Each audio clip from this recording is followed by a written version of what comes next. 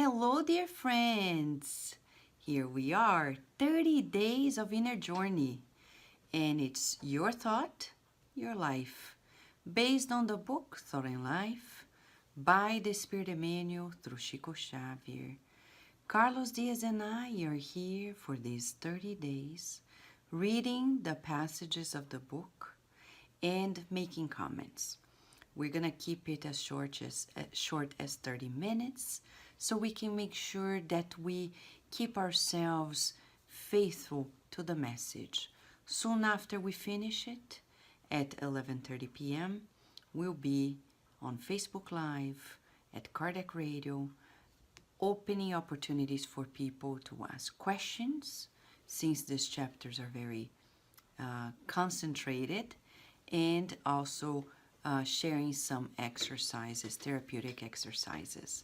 We can't forget to share our gratitude with Elsa Rossi and the Roundtable Publishing, who published this book, which published this book in 2012, as well as our gratitude to the British Union of Spiritist Societies. Thank you very much. Right now, let us pass the word to Carlos, since he's going to read the chapter for us.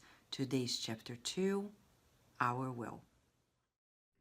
Good evening, everyone, and welcome back. Our chapter today is number 2, Our Will. We can compare the human mind, which is the living mirror of awakened consciousness, to large office subdivided into several departments.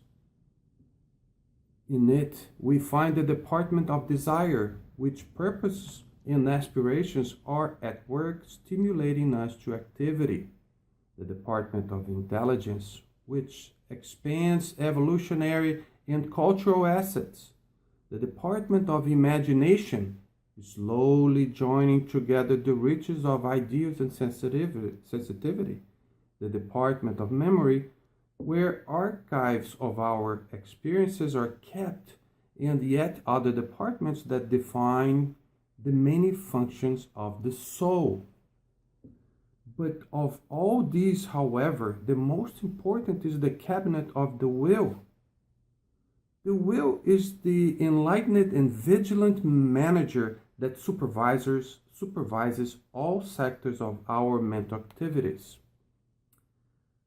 As if it were a luminous aura, divine providence considered will to reason only after the being had laboriously traversed through the dark regions of instinct on its multi-millennia journey. In order to consider the importance of the will, it is enough to remember that it is the helm of all kinds of driving force incorporated into our knowledge. Electricity is dynamic energy. Magnetism is static energy. Thought is an electrical magnetic force. Thought, electricity, and magnetism join together in all manifestations of the universal life, creating gravity and affinity, assimilation and dissimulation in the multiple fields of form that are used by the spirit in its pilgrimage to reach the supreme goal outlined by the divine plan. However, will is the decisive factor. It is the powerful push button which decides upon the movement or inertia of the machine. The brain is the dynamo which generates mental energy according to its own capacity of reflection. However, within the will, we have the control which directs it in this or that way, so establishing causes that will determine the problems of destiny. Without the will, desire may err and go straight, incurring debts requiring centuries of suffering and restitutions. Intelligence may be caught into vices of criminality. Imagination may create dangerous monsters of darkness, and memory, although faithful to its function of registering what it receives in conformity with the destination given to it by nature, may fall into deplorable neglect,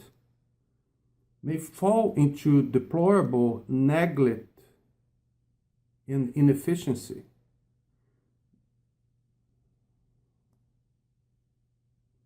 May fall into deplorable neglect and inefficiency. Only the will is sufficiently strong to sustain the harmony of the spirit. Of course, it cannot stop mental reflection whenever these are produced by contact with the others, because attunement is an unbreakable law.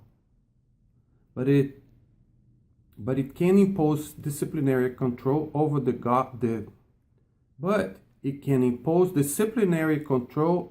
elements it governs so as to maintain them cohesive. Of course, it cannot stop mental reflection whenever these are produced by contact with others, because attunement is an unbreakable law.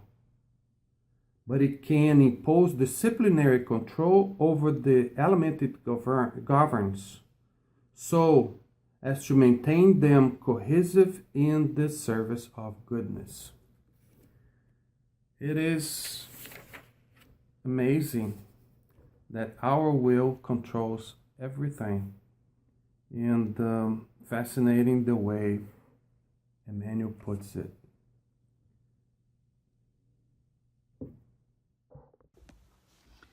Thank you, Carlos. Our will, my friends, seems to be simple. It seems to be simple, but it's not that easy. You know, yesterday somebody was asking me, but Vanessa, if we are too focused on this so-called optimism, we're going to lose the foundation of reality.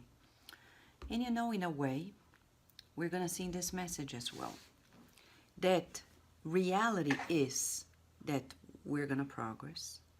Reality tells us that if we use our thoughts to a certain direction, things will manifest. And that what we're experiencing today is the result of yesterday. That's a realistic feeling and thought, knowing that it's worthwhile putting good thoughts, good feelings aligned with goodwill, and then we can create a new reality. This is a realistic take on life. This is not the la la land of spiritual fiction or new agey things or positive psychology. No, we're talking about true laws of life. They need to be used to the benefit of everyone, including ourselves. How do you feel about it? Isn't that joyful? Of course it is, right? So in this chapter, very dense, but you know, we can't forget that this is like a guideline, a manual for us being used to help us in some way and means for our journey on this reincarnation. Let's not forget that Emmanuel shared in the preface of this book, the introduction, that this book exists in the schools of regeneration, preparing those who are supposed to reincarnate. And this book is used to help us align ourselves so we fulfill a reincarnation at our best. So let's pay attention to the manual, follow through, and the result can only be fantastic. At the very first paragraph, as Carlos read for us, he says we can compare. So he brings an analogy. The human mind, which is the living mirror of our awakened consciousness, compared to a large office subdivided in several departments. So he says that our human mind, we're talking about human level, there is the department of desire, where we have purposes and aspirations. We have the department of intelligence, which is our evolutionary and cultural assets. Department of imagination, with ideals and sensitivity. Department of memory, where there are what? Archives of our experiences, and yet other departments that define the many functions of the soul. Just in itself, this paragraph is very complex, but of course, he is being very educational here, very didactic. He is breaking down to us the structure of the human mind. What is important for us is that we have this inner motivation. Some people ask me, and even as a teacher at university, students used to ask, but Dr. Anseloni, where do I find my motivation? Luckily, you don't need to find it anywhere because it's inside of you. Psychology studies, there is a subject in psychology named motivation. And of course, there are many theories regarding it. But when we bridge it up with the spiritist science, we come to the following conclusion. Motivation is something that is intrinsic. People who are not finding the motivation in life, it's because they are sick. They are not doing well. Because when we are doing well, healthily speaking, in our minds, we have that inner motivation. We don't need anything external to ourselves. We're living at a society that is too much focused on the external, to the point that the whole marketing and parents and educators think that they have constantly to stimulate a child, the teenager, so they find motivation to be in this life, to be here and to do that. It's not true. We have this intrinsic divine motivation. It's like, for example, the sunflower.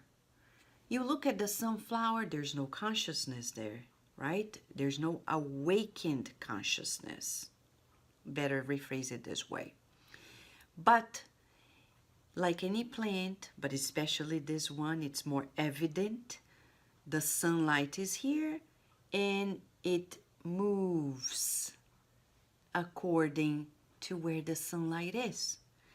The inner motivation, we could say this way, of course there is no awakened consciousness, but there is this instinctive, it's like at the level of sensations actually, a little bit before instincts, but the sensation, perceiving the light, the warmth of the sun, and gravitating towards it. That's exactly us, but to a higher level. So don't think motivation is outside of you. Motivation is in you. Where are you regarding your motivation? How are you doing? How healthy are you regarding your motivation? Are you finding it intrinsically, or are you still trying to find it external to us? Because marketing nowadays, because of businesses, capitalism, people are constantly trying to sell us the idea that we need something external to ourselves to fulfill this void within us, to feel motivated. Oh, I'm going to do something because I'm going to go do this because I'm going to achieve that, materially speaking. And it's not external to us, it's actually the inner. I'll never forget this person whom I've met, wonderful person, got the PhD. And she, as soon as she got it, she's like, well, I achieved the highest degree I've ever dreamt in my life. I don't know what else to do. The person was a spiritist. And I said, well, life has not ended yet. So I don't think your life was all about getting your PhD. Because a PhD is noble, but is a tool. It's not the end of our life. It's actually the means. So we needed to reevaluate and find new motivation in life. Something that is not passing, that is not simply achievable and temporarily passing, but something that is everlasting. He also talks about other departments. But of all this, he says, the most important is the cabinet of the will. So, above anything else, in our mind, and I'm saying this figuratively speaking because it's not in the brain is a manifestation of parts of our minds, not necessarily our full mind. We have the cabinet of our will. Particular, it's most important. Why? We want to know why. Why is will so important? The will is the enlightened and vigilant manager that supervises all sectors of our mental activities. This is surprising. It's quite a revelation because it's the first time we've got to know that we need our will for everything. He talks about department of desire. So purposes and aspirations supervised and managed by our will. Department of intelligence, which has our evolutionary and cultural assets, supervised by our will. Imagination, memory, everything supervised by our will.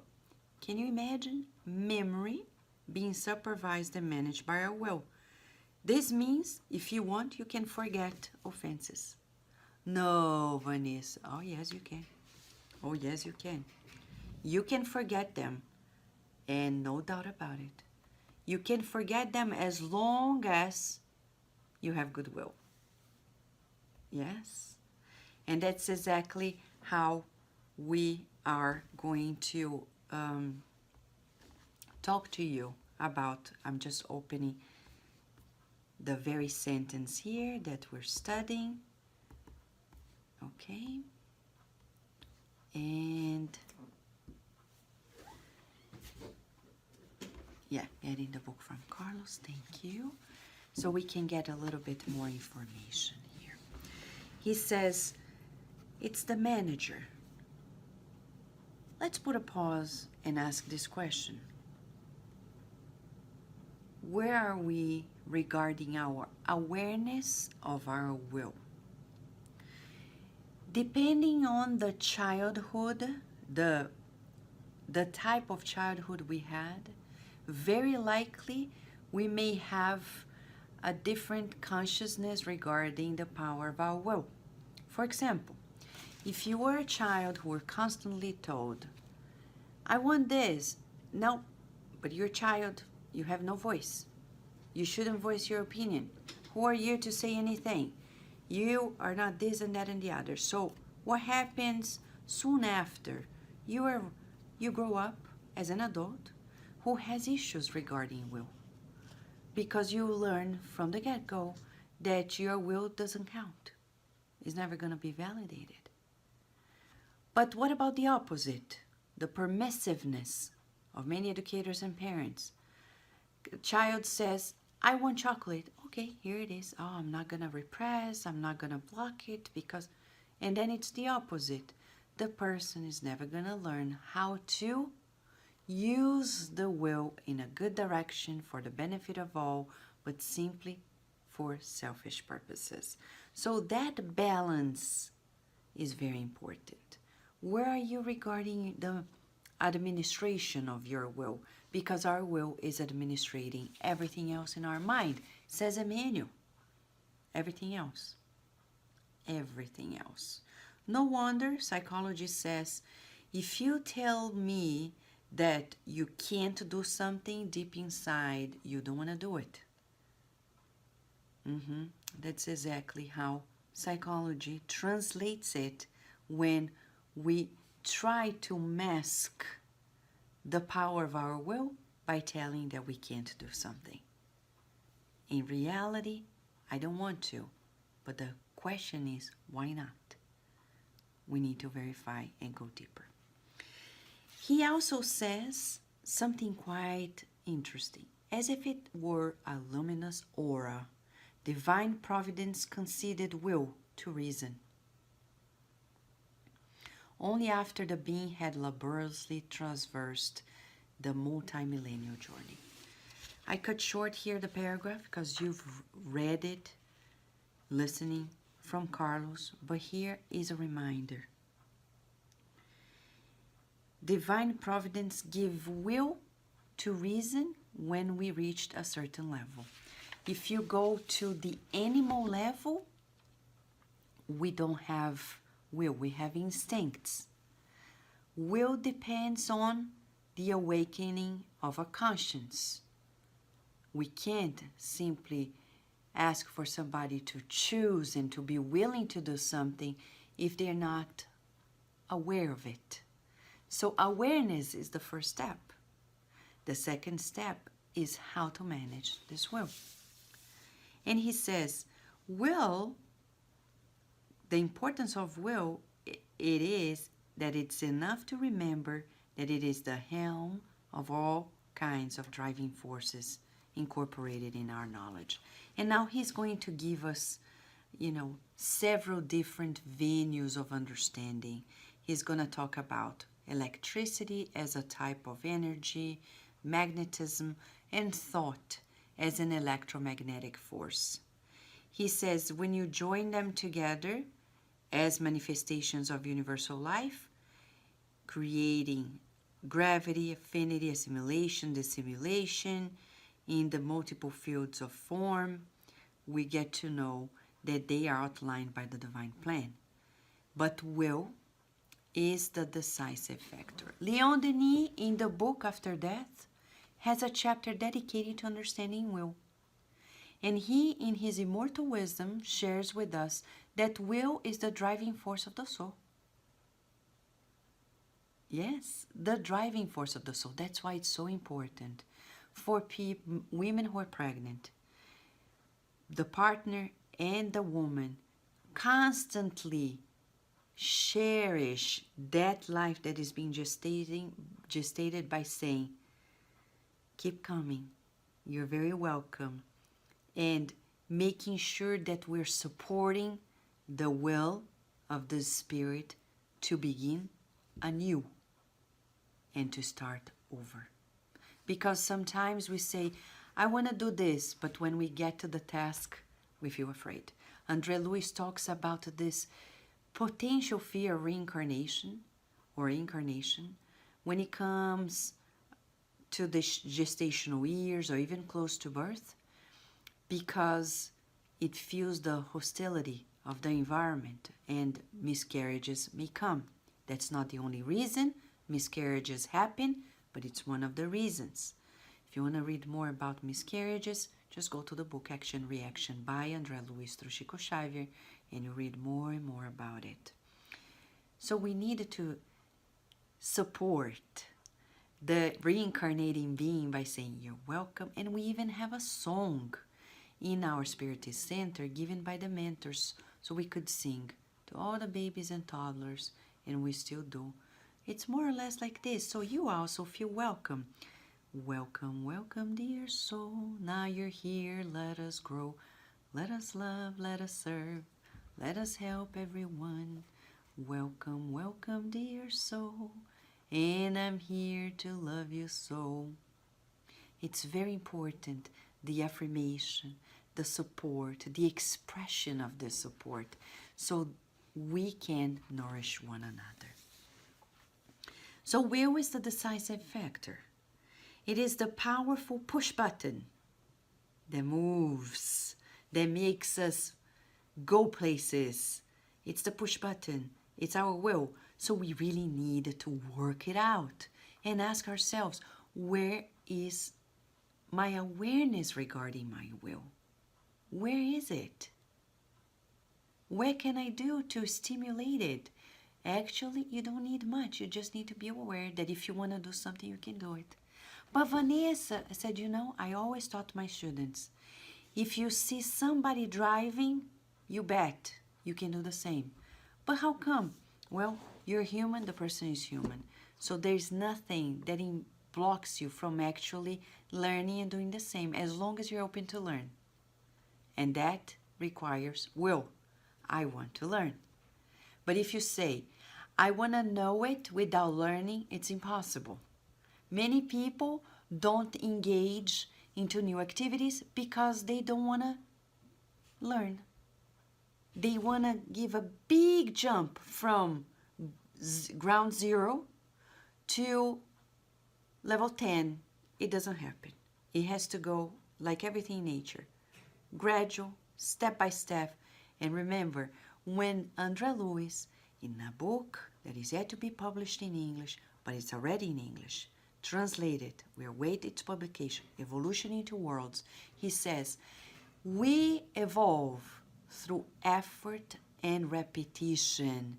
We learn with effort and repetition. Effort depends on will.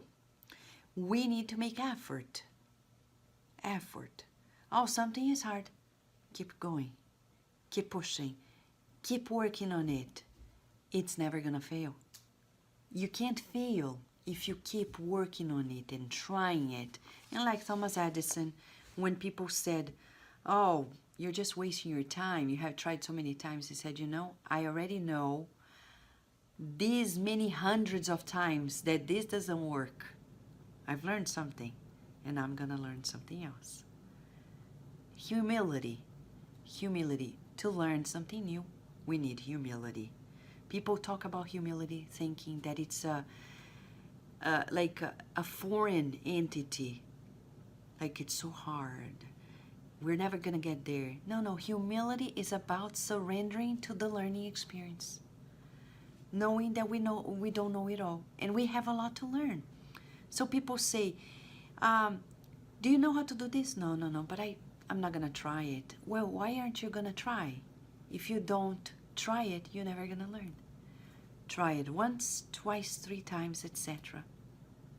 That's a practice in humility. Why not? It's beautiful. It transforms us every day. And he says, the brain is the dynamo that generates this mental energy. See? Electromagnetic force. We emit, we attract. We emit, we attract. Thinking in vain is not in vain. If you think, I'm just thinking. No. If you're thinking, you're co-creating. There's no drafting. The beauty of it all, Mentor Joseph is saying that we don't draft when we think. Some people are constantly thinking, but I'm just thinking. I'm just feeling as if they're drafting a letter, and then they are going to erase and trash it out. But we're learning with Spiritism that such thing doesn't exist. There's no draft. When you think, you're actually writing final. And if you want to change it, you can change, but that one is written. We can't erase it. Leon Denis in the book After Death talks about the perispirit as being the memory storage, the archives of thoughts, feelings, emotions, and actions. So there's no drafting. In life, we create, we co-create as we live, not as we speak, as we live. We're living, co-creating. We're thinking, co-creating, and there's no draft. Yes, we make progress, and we will, inevitably, but what we have written is written. And now, we keep expanding, we keep changing, and we keep moving, but it's not that we are there and drafting it out, meaning we need to be more aware of the thoughts we have, because we're not throwing things in the air. They're coming back like a boomerang, and we need to be aware. If we emit a thought of sadness, hold on, because maybe a shower of sadness is going to come through us, because it's action and reaction. It's about emission and reception. It's about the law of the mental field. Mirror of Life, Mental Reflexes, Chapter 1.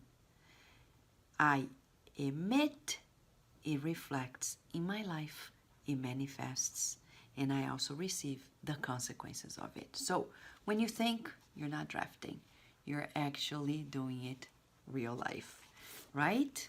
And we have the control which directs and causes that will to determine the problems of our destiny. Without will, desire, he talks about the departments. What if we don't have will? The department of desire is going to go astray, incurring debts. If our intelligence is not driven by our will, we're going to go to the vices of criminality. He's talking about if we don't work our will in our imagination, we may create the monsters of darkness and etc. No wonder nowadays many people, without using their will instinctively, are becoming instruments of other forces, and they are using their imagination to create fake news. Fake news, and disasters happen, not only for them, but for society at large. Responsibility. And finally, we got to know here memory. When our will does not manage, supervise the department of memory, then what happens here?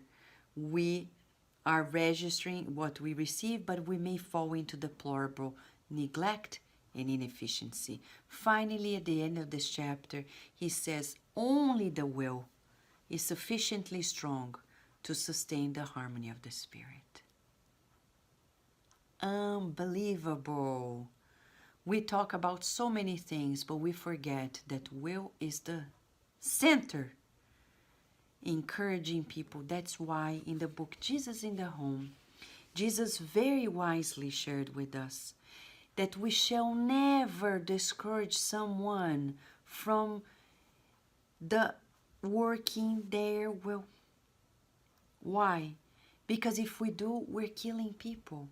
There was this man, he says in a parable in the book Jesus in the Home, who used to think he was helping people. So people would come to him and say, I'm thinking about creating an orphanage. And he was wiser, or people thought he was wiser. He would say, I don't think you're capable. Just think about something easier. Somebody would come, I'm going to open a school. A school, maybe we don't need it. Maybe you should have opened something else. And people felt not encouraged, discouraged, and soon after, they didn't fulfill their missions because somebody killed their dreams, their stimulation. Of course, we're not talking about people who come and say that they have criminal ideas. We're going to say, okay, go ahead. No, we're talking about ideas. No wonder Chico Xavier, every person who came to him with a good idea, the mentors will say, go ahead, do it. And people are like, how come? He says everything, yes for everything. Of course. Emmanuel explains to us that every work of goodness on the earth comes from God. It comes from God. So we're not going to stimulate it. If we don't, Jesus said, we are actually killing the spirit of the person because the person wants to use that goodwill and channel in that direction. And so be it. Let it be. They want to do it, so be it. We cannot manipulate people so they do what we want them to do. They need to do what they feel like doing to fulfill God's will on earth. It's between them and God and not us. And finally, he says, we cannot stop mental reflections whenever these are produced by contact with others, because attunement is an unbreakable law. Attunement is an unbreakable law. It's the law of cooperation, which we're going to discuss tomorrow when we discuss chapter 3, titled Cooperation. Once we think, we make associations. In these associations, we have cooperation. So we need to ask ourselves, who is in my spiritual network? That's food for thought. And until tomorrow.